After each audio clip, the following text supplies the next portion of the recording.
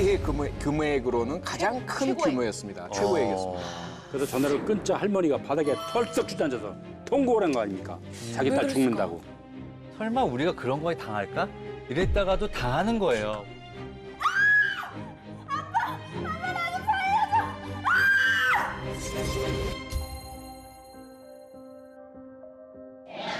자, 그럼 첫 번째 사건 제목부터 확인해 볼까요? 와, 귀신에 홀린 듯 넘겨준 9억. 9억. 아니, 내 주머니에서 돈 나갈 때는 정말 정신 바짝 차리잖아요.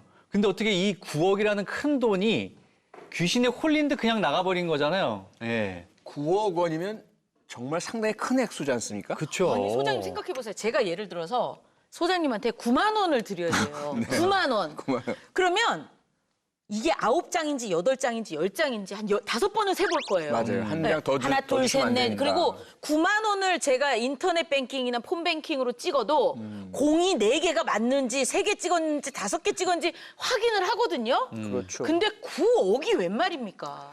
이 사건이 발생했던 2018년 당시 네. 예. 보이스피싱 사례 중에서 1인 피해 금액으로는 가장 큰 최고액. 규모였습니다. 최고액이었습니다. 귀신에 홀린 듯이 넘겨준 9억 원 사건의 내막을 알아보겠습니다. 네. 70대 노인 A씨는 금융감독원 팀장으로부터 전화를 받았습니다. 전화의 내용은 A씨의 이름으로 된 대포통장이 범죄에 이용됐다는 거였는데요. 그리고 처벌받지 않으려면 범죄에 연루된 피해 금액을 모두 맡겨야 한다는 것이었습니다. 제가 똑같은 전화를 받아봤다니까요. 엄청 무섭더라고요.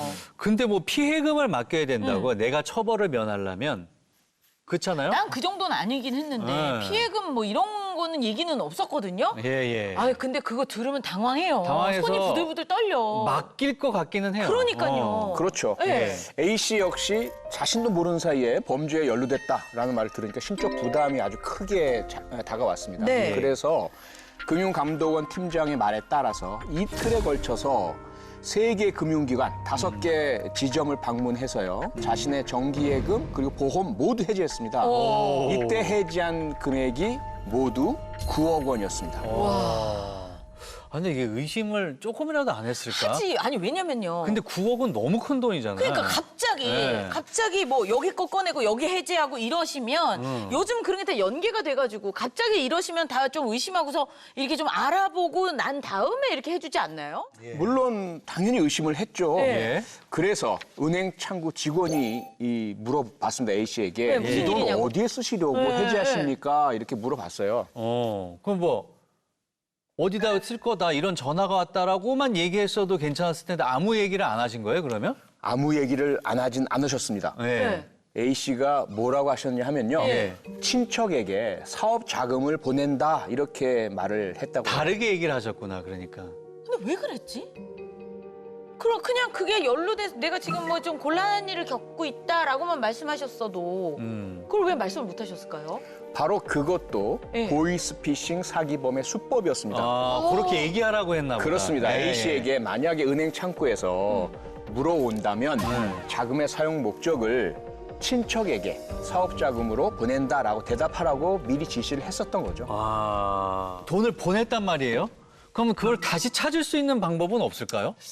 우선요, 그 피해 사실을 알았을 때 바로 돈이 더 이상 빠져나가지 않는 게 중요하지 않습니까? 네. 그래서 지급 정지 및 거래 중지를 신청해야 됩니다. 네. 그러고 나서 바로 이제 경찰에다 보이스피싱 피해 신고를 해야 되고요. 그럼 경찰은 뭘 발급해 주냐면 사건 사고 사실 확인원을 발급해 줘요. 그러면 이제 지급 정지 신청을 한 후 3일 이내, 이 날짜가 중요합니다. 3일 네, 이내 3일. 이 피해 계좌가 개설된 은행에 방문해서 이 환급 절차를 진행할 수 있는데요. 예. 이때 그 발급받은 사건 사고 사실 확인원하고 피해 구제 신청서 그 신분증 사본을 은행에 제출하면 되는데요.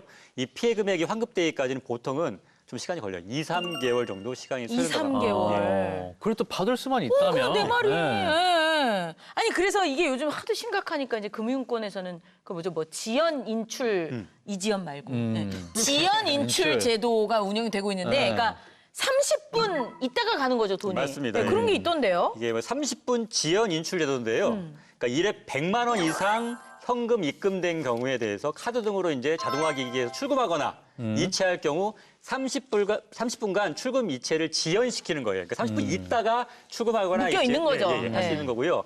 또 이제 지연 이체 서비스라는 게 있어요. 이건 뭐냐면 이 보이스피싱이나 송금 착오 등으로 인해서 이 피해가 있는 경우를 방지하기 위해서요. 이체할 경우에 고객 본인이 그 시간을 지정할 수 있어요. 뭐 1시간 뒤, 뭐 3시간 뒤 이런 식으로 일정 시간 내까지 이게 안 되고 그다음에 뭐 예를 들면 최소 3시간 이후에만 이게 인출이 되거나 이체가 되게 이렇게 예. 설정을 할 수가 있어요. 아. 그래서 그렇게 해놓으면 이제 문제가 생겼으면 3시간 이내에 취소하면 되니까 예. 그렇게 이용하면 됩니다.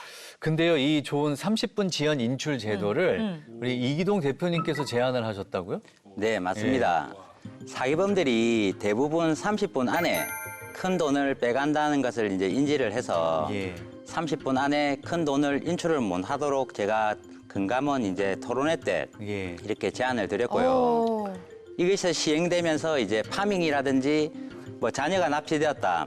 바로바로 인지를 하는 그런 범죄는 조금 많이 줄어들었어요. 예. 근데 이제 뭐 대출을 빙자한 보이스피싱 예. 그리고 스미싱 이런 이제 사기를 당하고도 바로바로 인지를 못하는 그런 보이스피싱 범죄가 많이 기승을 부리고 있습니다. 근데 이제 아셔야 될 게 정부 기관에서 돈을 요구하는 일은 없는 거잖아요. 그죠? 그렇다고 그러더라고요. 예. 금융감독원 혹은 뭐 정부 기관 어디에서든지 간에요. 예. 자신이 금감원이다 또는 팀장이다 정부 기관의 공무원이다라고 밝히면서 돈을 보내라고 하면 네. 일단 무조건 보이스피싱으로 의심하셔야 합니다. 특히나 경찰, 검찰 등 수사기관 혹은 뭐 금융감독원 조사 뭐 이렇게 밝히면서 소속 지위, 이름 등을 밝히잖아요. 네. 그러면 일단 끊으시고 전화를 끊으시고요. 그 사람이 실제로 그곳에 근무하는 사람이 맞는지를 그 확인을 좀 기관에 해봐야 전화하셔서 확인하는 것이 필요합니다.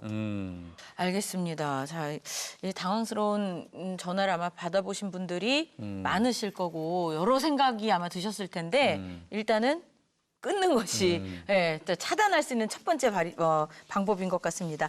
다음 사건 보려고 하는데요. 제목부터 볼까요? 아, 요거. 예. 예. 딸이 딸- 납치됐어요. 이거는 진짜 이건 뭐 금감원, 뭐 검찰을 사칭하고 뭐 내가 누구누구 검사다 뭐 이런 거는 이제 뭐 보이스피싱이라는 거를 뭐 여러 뭐 매체를 통해서 이제 정보를 들으셨기 때문에 전화가 왔을 때 아마 의심을 하시면서 대처를 하실 수 있을 것 같아요. 근데 이제 시작이 딸을 납치했다. 그럼 부모 입장에서. 난 지금도 소름 끼쳐. 이건 어떻게 네. 해야 돼요? 이거 지금 이게 사기인가 아닌가 이걸 지금 생각할 겨를도 없을 것 같아요. 맞습니다. 딸이 납치됐어요. 제가 준비한 사건인데요. 네. 먼저 들어보셔야 할 음성이 있습니다. 들어보시죠. 네.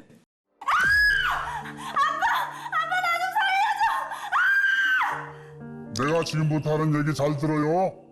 나는 돈이 필요해가지고 하연이를 잘 데리고 있어요. 내가 며칠 전에 깜빡해서 나오는데 돈이 좀 필요해서 애들 창고에 잡아주고 있으니까 딸 살리고 싶으면 돈 가져오서.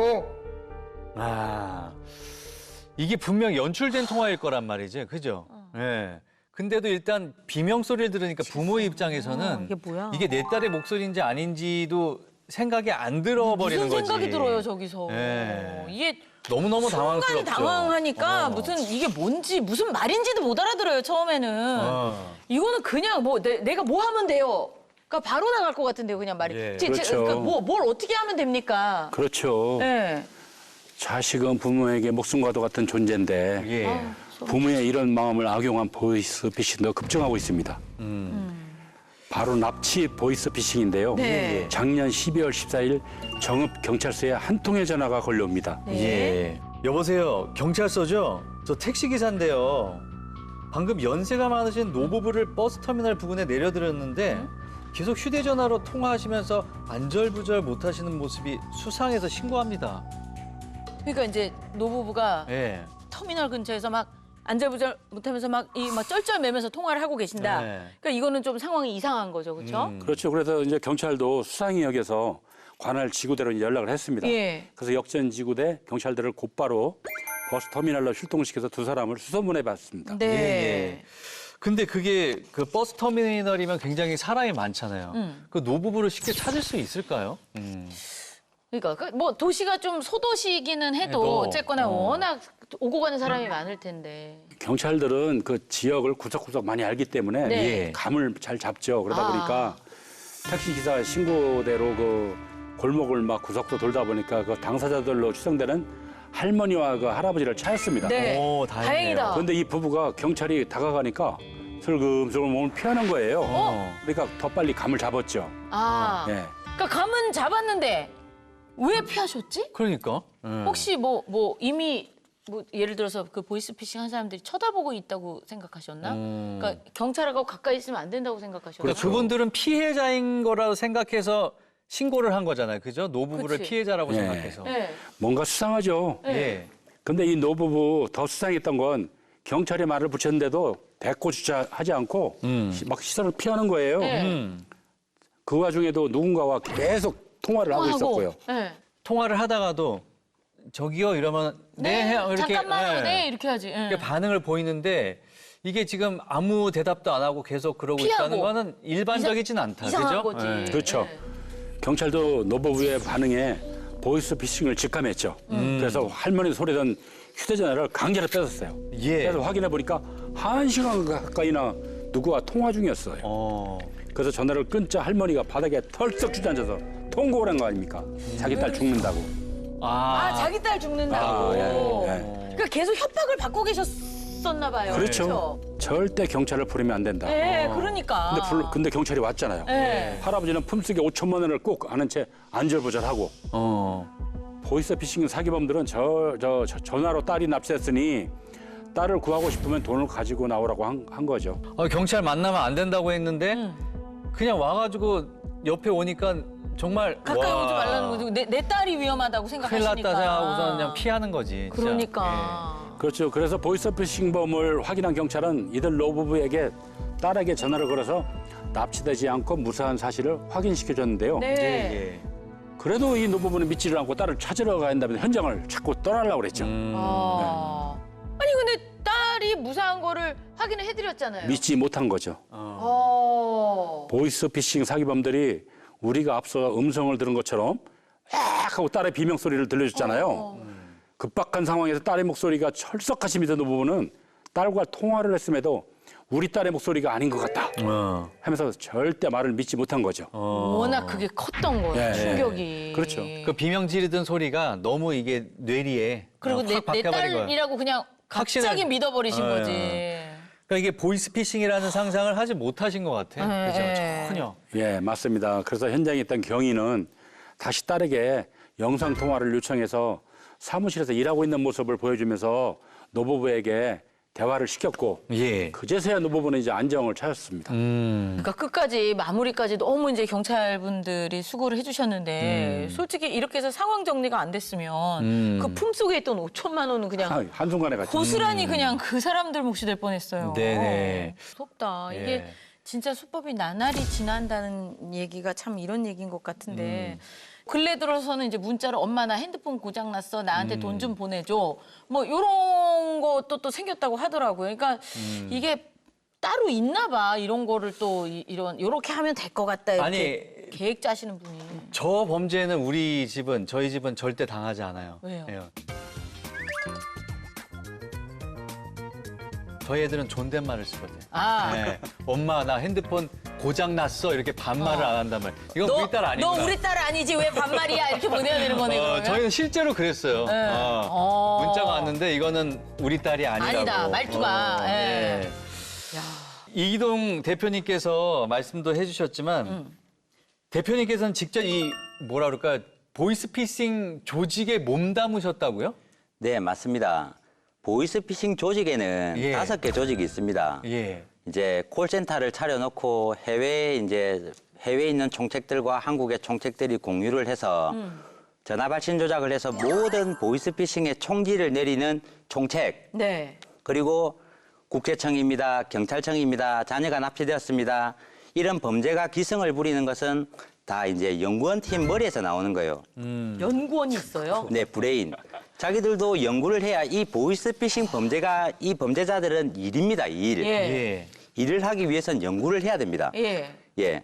무궁무진한 보이스피싱 범죄가 기승을 부리는 것은 다 이 사람들 머리에서 나오는 거예요. 이 사람들도 해외에 있기 때문에 근거가 안 됩니다.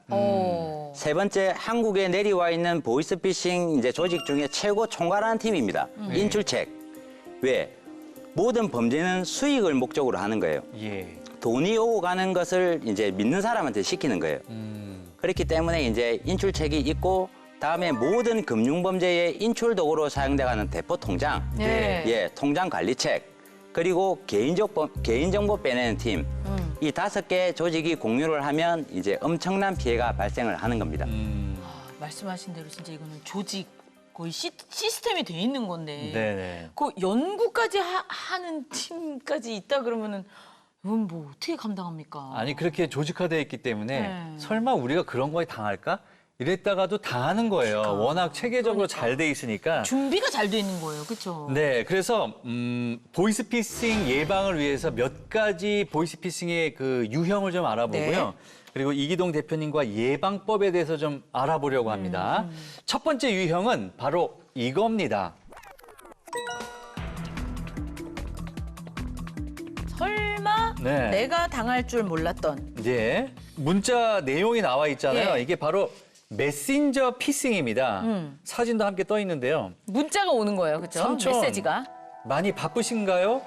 조카가 삼촌한테 보내는 깨통 문자 같아요. 네, 좀 설명 좀 해주세요. 네, 이제 프로필, 예. 네, 이게 메신저 피싱입니다. 예. 이제 사기범들이 이 톡이나 프로필 이런 것을 해킹을 해가지고 네. 지인이나 이제 가족들을 사칭을 합니다. 예, 예. 그래서 이제 돈을 요구를 하거나 다급한 정황을 만들거나. 근데 이제 아까 밑에 보신 것과 같이 이 그림에는 빨간 지우본이 딱 떠 있는 거예요. 이것은 네, 국제. 그렇죠. 예. 이 표시는 해외에 있는 사람이 내 친구가 등록이 안 돼 있는 사람이 해외에 있었을 때 네. 이제 이런 빨간 불이 뜨게 돼 있는데 해외에 있는 사람이 그리고 내 친구가 안 돼 있는 사람이 돈을 요구한다. 이 사기범 아니겠어요? 네. 네. 그렇기 때문에 이것만 이제 정확히 알고 있어도 이런 예. 메신저 피싱은 예방을 할 수가 있습니다. 누구나 이런 이제 문자 한 번이나 받아보셨겠죠? 이제 전화는 받아봤는데 요런 거는 제가 아직 안 받아봐서 받아보셨어요? 아까 저도- 근데 딸이 문자 와도 반말이면 딸 네, 아니다. 그거, 예, 그렇고. 네. 우리 전문가 선생님들은 혹시 어떠세요? 있으세요, 경험이? 받아보신 적 있으세요? 무수하게 봤죠. 진짜요? 네. 무수히? 뭐 카톡으로도 오고 문자로도 오고. 네. 예, 뭐 하지만 다 차단하고 삭제하고 아닌 걸 알죠. 혹시 신중원 변호사님은 받아보신 적 저는 없으세요? 그러니까 해외에서 결제가 됐다 뭐 이런 거는 받아본 적 있어요. 나도 그런 건 받아봤는데. 그래서 와이프 가끔 이제 직구를 하니까 네. 혹시라도 그게 온 건가 하고 누르려고 딱 봤는데 약간 뭔가 이상한 거예요. 네. 금액도 그렇고 뭔가 최근에 저한테 그런 얘기 한 적이 없어가지고 네. 딱 봐서 나중에 찾아보니까 이게 바로 메신저 피싱이었더라고요. 그냥 누르는 순간 이제 해킹 당하는. 예, 예. 예. 야, 그렇군요. 메신저 피싱, 뭐 좀 자세히 좀 얘기 좀 해주세요. 일단 이제 메신저 피싱은 가족을 사칭을 하거나 예. 그리고 또 기업을 사칭을 하거나 네. 예. 다급한 정황을 만들거나 아니면은 달콤한 이제 정황을 만들어서 유혹을 합니다. 이슈가 되는 이런 문자를 불특정 다수 사람들한테 유포를 시켜요. 그러다 보면 궁금증이 생기겠죠. 그쵸. 예. 아까 이야기했듯이 돌잔치 뭐 쿠폰이라든지 그리고 결제가 되었습니다. 네네. 내가 결제를 안 했는데 왜 이렇게 문자 메시지가 뜨지? 클릭을 할 수밖에 없는 정황을 딱 만드는 거예요. 예. 이게 클릭만 한다고 해서 돈이 빠져나가는 건 절대 아닙니다. 이제 클릭을 하는 순간에 나의 핸드폰이 악성 앱이 깔려버리는 거예요. 예. 그렇기 때문에 이제 원하는 전화를 걸어도 악성 앱에 깔려버리면 사기범들이 당겨받습니다. 아. 네. 예. 그리고 원격 조정을 해서 내 문자를 이제 의미대로 다른 사람한테 문자를 보낼 수도 있고. 야, 안 네. 되는데. 그렇기 때문에 이렇게 악성 앱이 깔려버리면 이제 사기범들이 전화를 당겨받아서 금감원 직원 사칭을 하고 네. 또 카드 회사 사칭을 하고 은행 사칭을 하고 그렇기 때문에 속수무책으로 당할 수밖에 없는 거예요. 이런 정황이 일어났었을 때는 대응을 안 하는 것이 현명한 방법입니다. 아. 네. 근데 이거 뭐 피해를 좀 안 입으려면 어떻게 해야 돼요? 아까 뭐 일단은 무시하고 일단 이게 대응을 안 하는 게 맞지만. 누군가가 뭐 많은 수익을 제한을 한다. 네. 이런 정황이 일어났었을 때는 아니 돈을 벌게 해준다는데 솔직히 돈 벌고 싶으면 자기끼리 하면 되지. 왜 얼굴 모르는 사람한테 돈 벌게 해준다 그러니까. 하고. 그런 정황을 항상 조심해야 되는 거고. 네. 말을 걸어왔었을 때는 말 걸어오는 사람이 누군지 신상 파악부터 해야 된다는 것을 꼭 기억해 주셨으면 합니다. 네. 그래서 제가 확실한지. 이제 SNS에서 하다 보면 이런 거 많잖아요. 부업 관련해서 오는데 거기 프로필을 보고 이제 피드 같은 걸 보면 다 예쁜 여성들. 근데 이제 그게 다 도용된 사진들이라고 그러더라고. 그래서 저는 그런 거 오면은 부업 관련 뭐 이런 거 오면 다 차단을 누르거든요, 그냥. 그러니까 그런 거에 속지 않으셔야겠어요. 그럼요, 그럼요. 프로필 보고 혹 하고 넘어갈 수 있거든. 제 프로필 봤어요? 안 넘어가겠다. 농담입니다. 지난번에 제 SNS가 해킹이 당했어요. 네. 그러면서 제가 웬만한 사진들은 다 지우고 예. 거기다가 말씀하신 그런 부업 그게 생기더라고요. 내 계정인데. 예, 그 마치 제가 이걸 홍보하는 것처럼 돼버린 거예요. 그러니까. 그 사람 저 아는 사람들은 사실은 뭐 수법들이. 좋을 수도 있는 거 아닙니까? 네. 내가 이런 것도 해서 부업을 야, 하는구나. 우리 신 변호사가 요즘 뭐 저 건강기능식품 팔던데? 막 이러면서 막, 예. 그래서 좀 더 그거는 좀 조심하셔야겠더라고요. 예. 그렇게 해도 되는 거예요. 예, 예. 그럼 설마 내가 당할 줄 몰랐던 보이스피싱 다음 수법도 한번 볼까요? 네. 대출 사기형입니다. 대출해준다는 뭐 문자, 네. 전화. 이건 많이 봤죠. 네. 아니, 그 코로나 이후에 더 많이 생긴 것 같아요. 뭐 힘들었던 당신을 위해서 뭐를 빌려준다, 뭐 이런 문자는 엄청 와요. 서민형 대출 뭐 네, 이런 맞아, 거. 맞아. 그런 예. 거. 대출을 해준다는데 이게 사기인지 아닌지를 어떻게 구별할 수 있을까요? 이거를. 일단 이제 기업에서는 예. 이 대표 번호라는 게 있습니다. 네. 네. 왜 은행에 일하는 사람이 그 핸드폰으로 전화를 걸겠습니까? 예. 대부분 전화가 핸드폰으로 옵니다. 어. 네. 그리고 돈을 송금하는 계좌가 솔직히 대출을 받기 위해서 이 상환을 해야 된다. 저금리를 네. 하기 위해서는. 그러면 자기가 거래했던 그 은행 계좌에 돈을 송금을 해야 되는데 네. 개인 계좌에 다 송금을 한다는 거. 계좌 번호만 알고 그리고 이 발신 번호만 정확하게 찍어내도 이게 사기인지 아닌지 구별을 할 수가 있습니다. 그리고 또 금융권에서는 또 기관에서는 절대 돈을 이체를 해라, 또 전달을 해라, 그리고 핸드폰을 보내라, 통장을 보내라 이런 소리 안 합니다. 네. 이 소리를 하는 사람은 99%가 아니라 100% 사기라는 것을 꼭 인지를 해주시고 이제 이런 전화가 왔었을 때는 대응을 하지 마시고 그냥 끊어버리는 게 현명한 방법입니다. 일단 끊어버려야겠다. 그죠? 예. 그러니까. 다음 사건 제목으로 먼저 확인하겠습니다. 50억 땅 부자에서 정신병원 감금. 이게 대체 무슨 일이 있었던 걸까요? 네. 예, 50억 땅 부자에서 정신병원에 감금된 사연. 예. 예, 어떤 사연이 있었는지 한번 알아볼까요? 예. 이 해당 사건은 2015년부터 2017년까지 이 장장 2년여에 걸쳐서 일어난 사기 사건입니다. 네. 먼저 사건의 피해자 A 씨는 이제 67세의 나이로 20년 넘게 컨테이너에 살고 있었습니다. 예. 이 서울 양재동과 성내동에 50억 원대 땅을 보유하고 있었는데요. 예. 친지도 연락되는 사람도 없이 혼자서 주차장을 운영하면서 살고 있었다고 합니다. 예. 그 A 씨의 자산은 물려받은 것은 아닌 것으로 보이는데 어떤 이유에선지 A 씨는 이른바 땅 부자였습니다. 예. 그 주변인들에 따르면 A 씨가 사업을 정리하고 1992년에서 3년쯤 이곳에 머무르기 시작했다고 합니다. 그때 저는 이제 들으면서 조금 의문이 가는 게 땅 부자시잖아요. 예. 근데 20년 넘게 컨테이너에 살고 있다는 게 굉장히 좀 의심스럽고 환갑이 넘는 나이에 혼인 신고를 또 하셨다는 거? 예, 맞습니다. 이 2015년 1월 초에 A 씨가 갑자기 결혼을 해요. 예. 근데 결혼 상대가 당시 61세의 B 씨였습니다. 예. 뭐 그럴 수 있잖아요. 네. 결혼하시고 이제 그러면은 아유 왜 이렇게 좀 불편하게 지내셨어요. 이제 좀 이렇게 깔끔하게 이렇게 좀 해가지고 예. 편안하게 지내세요 하시면서 사랑해서 이제 결혼은 하실 수 있잖아요. 물론 그렇죠. 네. 그렇죠. 근데 문제는 A 씨와 결혼한 B 씨, 이 두 사람이 일면식도 없다는 거예요. 예. 그리고 B 씨가 A 씨의 인감 도장을 몰래 파고 증인 2명을 대동해서 예. 서류상 혼인 신고를 했습니다. 그럼 허위로 한 거 아닌가요? 이게 허위 혼인 신고잖아요. 예, 예. 근데 이게 또 되게 재밌는 게 B 씨하고 증인 2명만 가도 이게 혼인 신고가 가능한 거예요? 예, 혼인 신고는 사실 신고를 하려는 당사자 혼자 가도 되긴 됩니다. 네. 그 대신 이를 악용하는 피해 사례 발생을 막기 위해서 예? 한쪽 혼인 당사자가 혼인 신고를 하는 경우에는 이 불출석한 당사자의 뭐 신분증을 제시하거나 인감 증명서를 첨부하도록 돼 있습니다. 예. 네, 그렇지 않으면 이제 혼인 신고는 수리하지 못하도록 이렇게 규정하고 있죠. 예.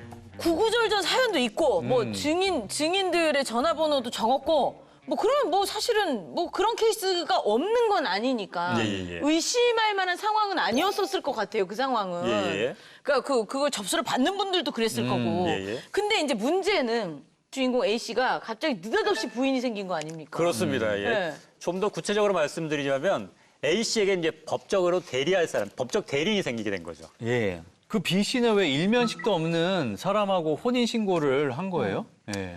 예, B 씨는 A 씨와 혼인 신고를 한 이유가 바로 오늘 소개할 사건의 최종 설계자, 예. 바로 주범 D 씨의 약속이 있었기 때문입니다. D도 있어요? 뭐라고 했냐면 예. 일이 잘 풀리면 빌라 한 채를 주겠다. 이렇게 약속을 했다고 합니다. 예. 아니 근데 뭘 하려고 허위 혼인 신고까지 해요? 이게 앞으로 벌어질 사건의 이제 1단계가 바로 혼인 신고를 통해서 예. A 씨에게 법적 대리인을 만드는 거였습니다. 아, 그게 1단계였던 1단계예요. 거예요. 예. 그 자, 다음. 그러면 다음 단계는 2단계. 뭔가요? 예. 그 다음은 A 씨가 그렇게 혼인 신고를 하고 보름 뒤인 2015년 1월 말쯤에 예? 국가정보기관 요원이라는 남자 서너 명이 A 씨가 살고 있는 컨테이너를 찾아왔다고 합니다. 예. 이 안기부 직원이라고 자신들을 소개했는데요. 어머. A 씨는 그 이유는 잘 모르겠지만 이 안기부를 좀 두려워했다고 합니다. 예. 가뜩이나 안기부를 두려워하는 A 씨에게 일단은 가지고 온 전기 충격기로 위협하면서 A 씨를 제압했다고 합니다. 그 D 씨. 예. 최종 설계자라고 그러니까 하죠? 그 설계자. 이 D 씨는 이 사람이 그 땅 많은 부자라는 거는 어떻게 알고 접근한 거예요? 이 주범 D 씨는 사실은 부동산 투자 회사를 운영하고 있었는데요. 네. 하루는 자신의 회사 직원을 통해서 A 씨의 이야기를 전해 들었습니다. 네. 그 내용이 뭐냐면 50억 원대 땅을 가진 홀몸 노인이 있는데 정신이 좀 온전치 못하다. 가족도 없고 연고도 없는 사람이라서 그가 사라져도 아무도 신경 쓸 사람이 없다. 근데 뭔 이유는 모르겠지만 안기부 직원을 두려워한다. 라는 내용이었습니다. 아니 그것도 개인정보야. 네, 또 경계심이 많아서 아무하고도 친하지 않은데 오피스텔 건물주라고 자신을 소개했더니만 이런저런 얘기를 해줬다. 이렇게 얘기를 한 거죠. 그러니까 직원을 통해서 A 씨에 대한 얘기를 들은 거예요. 정보를 들은 거죠. 예, 그렇습니다. 이 말을 듣고 이제 진짜 그런가? 반신반의했지만 걸린 돈이 얼마입니까? 자그마치 50억 원이나 되니까요. 예, 차근차근 범죄를 설계했다고 합니다. 그 1단계로 아까 말씀드렸듯이 법적 대리인을 만들었죠. 혼신고해가지고. 네. 다음 단계로 A 씨에게 들이닥친 정보기관 요원들은요. 국가비밀 사업이라면서 A 씨의 정신을 빼놓습니다. 근데 이게 당시 A 씨가 조현병을 앓고 있었어요. 그래서 자신이 하는 일이 무엇인지도 제대로 모른 채 땅 문서에 막 도장을 막 찍어서 넘긴 거죠. 그래서 A 씨의 땅이 넘어가는 것은 이제 일사천리로 진행이 됐고요. 예. 이 D 씨 등 공범 6명은 2015년 2월 30억 원 상당의 양이동 토지를 4월에 15억 원 상당의 성내동 토지를 제3자에게 모두 팔아 넘겼습니다. 그리고 세금을 제하고 손해진 돈은 자그마치 이제 30억 원 가량 됐고요. 예. 이들은 적당히 서로 나눠 가졌다고 합니다. 이게 끝이에요? 이렇게 끝난 거예요? 그렇죠. 생각보다 쉽게 끝났죠. 네. 그런데 문제는 다음이었습니다. 예. 이 돈은 쉽게 가로챘는데요. 이제 뒷감당이 어려워진 거죠. 일단 A 씨가 지내는 땅이 이제 다 넘어갔지 않습니까? 예. 그러니까 당장 A 씨를 컨테이너에서 데리고 나와야 해요. 야. 예. 그래서 마침 팔아넘기기 전인 모텔이 하나 있어가지고 예. 그곳으로 옮기기로 했는데요.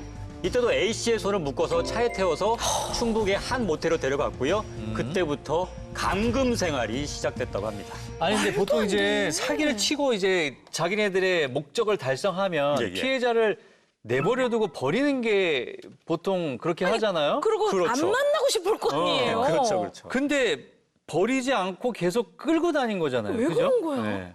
사실 그 범죄꾼들은 피해자가 신고하거나 도주할 것을 우려해서 피해자를 납치하거나 살해하거나 안매장까지 하는 편인데요. 예. 이 사건은 생각보다 작업이 빨리 순조롭게 이루어졌거든요. 그래 목적을 달성하다 보니까 서로 긴장감이 풀어진 것 같아요. 목적이 이루어졌으니까. 네. 더군다나 사람의 몸을 다치게 하거나 생명을 해치면은 처벌을 크게 받는다는 게 이제 그런 이제 압박감이 아마 네. 좀 있었던 것 같고 그러다 보니까 이 노인네를 빨리 처리하지 못하고 시간을 갖고 끌고 다닌 것 같아요. 근데요, 회사님, 저는 제 느낌에는 어쨌거나 지금 이분을 어쩌지를 못하고 같이 있는 중인 건데 설마 이분을 막 편안히 모셨겠어요? 그렇죠. 아니잖아요. 극진히 모시지는 당연히 않았죠. 네. 예. 그 일당은 충북 등지의 모텔 2곳과 예. 빌라 한 곳에 A 씨를 7개월가량 데리고 다니면서 사실상 감금을 한 거죠. 그 2014년 4월 무렵부터 12월이 될 때까지 A 씨를 방에 가두고 바깥에서 잠금 장치로 A 씨가 나오지 못하게 막아놨다고 합니다. 그리고 이동할 때나 A 씨가 머무를 장소에서 이제 감시할 인력이 필요하지 않습니까? 그래서 네. 공범 2명을 더 끌어들여가지고요. 예. 일당이 총 8명으로 늘어난 거예요. 그러니까 새로 끌어들인 이들에게는 뭐 운전도 시키고 입막음도 하면서 A 씨 감금에 동원했다고 하는데요. 예. 그 A 씨의 서류상 배우자 아까 그 B 씨 있지 않습니까? 네. B 씨는 A 씨의 식사 담당이었다고 합니다. 그러니까 역할 분담도 굉장히 잘 돼 있고 뭔가 이렇게 공고하게 잘 운영이 되고 있는 조직 같은데 나한테 여기서 또 느낌이 와. 뭐예요? 조직이 커졌어요. 커졌어. 예. 사람이 늘어났잖아. 그러다 보니까 뭔가 내부 균열이 좀 생겼다면서요? 그렇습니다. 그럴 것 이- 같아. 근데 뭐 항상 그렇듯이 이들 조직의 내분이 생긴 원인 뭐겠습니까? 돈이죠. 바로 돈이었습니다. 분배 더 해달라 뭐 이런 거 뭐 아니겠어요? 이게 쉽게 가로챈 노릇 아니겠습니까? 네. 그러다 보니까 이 투자회사 사장이었던 주범 D 씨는 이 다른 곳에 투자했다가 다 날렸고요. 나머지 공무원들도 강원도 모처에서 이 도박 등 유흥비로 짧은 시간에 돈을 다 탕진했다고 합니다. 예, 예. 30억 원이 금세 이제 증발해 버린 거죠. 이 돈이 없다 보니까 어떻게 됩니까? 갈등이 생기기 시작했던 거죠. 예, 예. 그거는 진짜 이렇게 예상이 되는데 저는 되게 또 궁금한 게 예. 그 B 씨 있잖아요, B 씨. 그 이제 혼인신고한 한 B 씨. 여성. 그분이 예. 시작한 이유가 빌라 받기로 한 거였잖아요. 빌라 한 채 해줄게. 빌라 어떻게 해줘요? 그거 지금 다 어떻게 날라가는. 안 됐어요? 당연히 못 받았죠. 예. 예, 약속된 빌라를 받지 못한 B 씨는 더 이상 받아도 짜증나는데 못 받았다니까 더 짜증나요. 그렇죠. A 씨의 식사 수발을 이제 더 이상 들 수 없다. 나는 받은 게 빌라 없으니 받으려고 한 건데. 빌라 준다면 왜 안 줘? 이렇게 된 거죠. 그러니까 이 안 하겠다고 하고 막 불만을 터뜨렸고요. 네. 또 몇몇 사람씩 이제 당번을 정해서 감시를 했었는데 이제 공무원도 돈인지 못 받아 더부터 못 받으니까 저는 귀찮아지지. 못 하겠다. 이렇게 하면서 주범 D 씨한테 돈 좀 계속 달라 이렇게 요구를 했던 거죠. 근데 D 씨도 어떻게 했습니까? 아까 투자 명목으로 돈을 지출하고 남은 게 하나도 없어요. 없어. 그러다 보니까 이들의 결속력은 모래성처럼 무너지게 된 거죠. 예. 그렇구나. 저런 현상은요 여러 명이 공모해서 범죄를 저지르는 자들의 특징이에요. 예.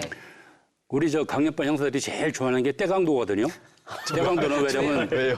자기들끼리 싸워서? 작은 사건이 아니고 크잖아요. 예.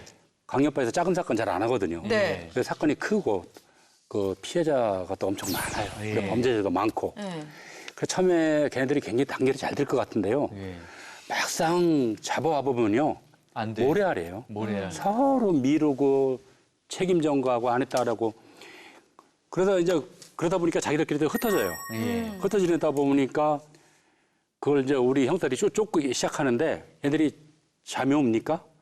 잠 안 오죠. 돈은 있잖아요. 그러니까 밤마다 그냥 친구들하고 여자들하고 뭐 술 먹고 술 기운에 이제 자기도 모르게 툭툭 이렇게 한마디씩 말해버리고. 말하는 거죠. 상황을.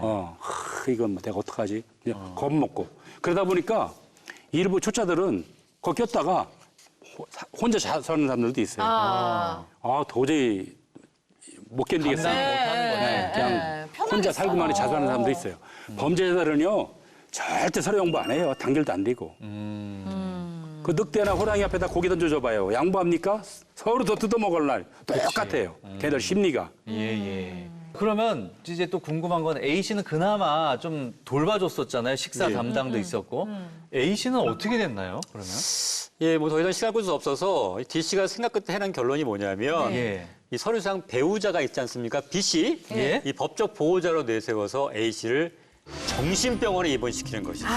그래서 제목이 그랬구나. 예, 그래서 일당은 전북의 한 정신병원에 찾아가서 A 씨를 입원시켰는데요. 예. 이 당시 A 씨에 대한 전문의 판단은 조현병으로 이 세간에는 조현병이 이제 정신분열증이나 폭력성을 띠는 것으로 이제 알려졌었거든요. 네. 근데 사실은 이 여러 분야에 걸쳐 있기 때문에 이 조현병이 꼭 폭력성이 아니라 띠는 건 아니에요. 예. 그러니까 우울함이나 아무 관련 없는 어떤 대상에 대한 공포심. 그래서 아까 뭐 안기부를 무서워했다 뭐 이런 거 있지 않습니까? 정신지체 등을 증상을 보이는데 이 A 씨도 이런 증상을 보였던 거였고요. 그래서 뭐 정신병적으로도 이제 조현병이었고, 그다음 법적 보호자의 동의도 있잖아요. 그렇죠. 그러니까 뭐 입원하는데 아무런 아무 문제가 문제가 없었던 없지. 거죠. 예. 근데 제가 알기로는 또 이런 그 요양병원 이런 데가 장기 입원이 요즘 굉장히 어려운 걸로 알고 있거든요. 그러면은 A 씨도 어쨌거나 한 병원에 쭉 이렇게 맡겨져 있을 수는 없는 상황 아니었을까요? 맞습니다. 네. 당시에는 정신보건법이 시행 중이었고요. 예. 그 법에 따르면 보호 의무자에 의한 강제 입원의 경우에는 환자를 한 병원에 6개월 이상 초과해서 입원시킬 수는 없도록 되어 있었고요. 네네. 이 법이 2017년에 정신건강복지법으로 전면 개정됐는데 예. 더 요건은 강화돼서 지금은 네. 더 어렵습니다. 네. 그래서 그 당시에도 보호자가 6개월 전에 반드시 다시 와서 입원 기간을 연장 연장하든지 신청. 전문의의 예. 진단을 받고요. 예. 또는 다른 병원으로 옮기든지 하는 조치가 필요했거든요. 예. 그래서 A 씨는 2016년 4월 15일에 다른 병원으로 옮기게 되고요.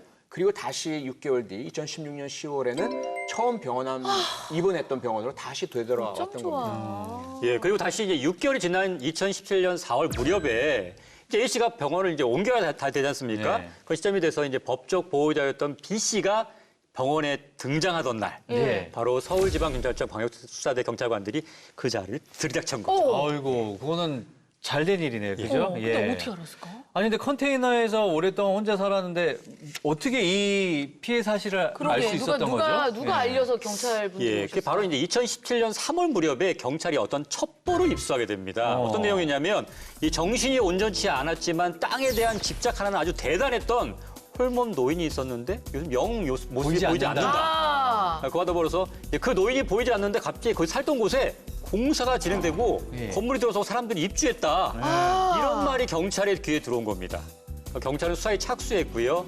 이 실마리는 바로 A 씨와 허위 혼인신고를 했던 이 B 씨에게서 풀렸다고 합니다. 네. 그래서 A 씨 병원 그 연장 일자를 이제 확인하게 된 경찰이 이 병원에서 잠복하고 있다가 이 병원을 찾은 B 씨를 검거하면서 공범들 검거에 속도를 내게 됐던 것이죠. 이야, 아니 어쨌거나 저 잡아서 너무너무 다행인데, 근데 그럼 그 A 씨 그분은 사건 끝나고도 뭐 병원에 계속 계셨나요?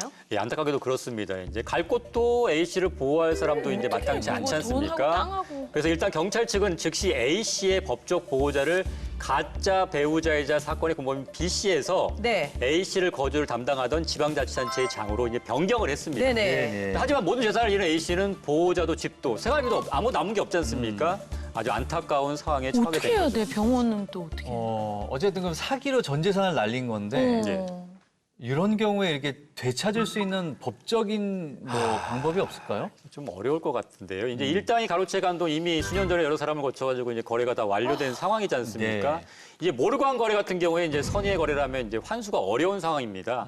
거래 안정을 위해서 이제 그걸 다시 되돌릴 수는 없거든요. 그래서 이 부분에 대해서는 경찰이 수사를 진행하고는 있긴 한데 이미 택지 개발도 완료됐고요. 입수자도 들어온 상황이기 때문에 환수하기에는 현실적으로 제약이 따를 수밖에 없습니다. 그다음에 또 이 공범들이 썼던 이 도박이나 유흥비도 다 날려버렸거든요. 네. 그 시력이 워낙 오래 지났기 때문에 이 범죄 수익금을 환수하기도 어려운 상황입니다. 이런 거는 법으로는 어떻게 안 돼요? 그러니까 왜 이런 게 좀 많아지고 있잖아요. 예. 그럼 뭐 보호를 받으실 수 있어야지, 아니면 걱정돼서 그 나이 드는 것도 걱정이네요. 이렇게 보니까 뭐 언제 어떻게 당할지 어떻게 알아요.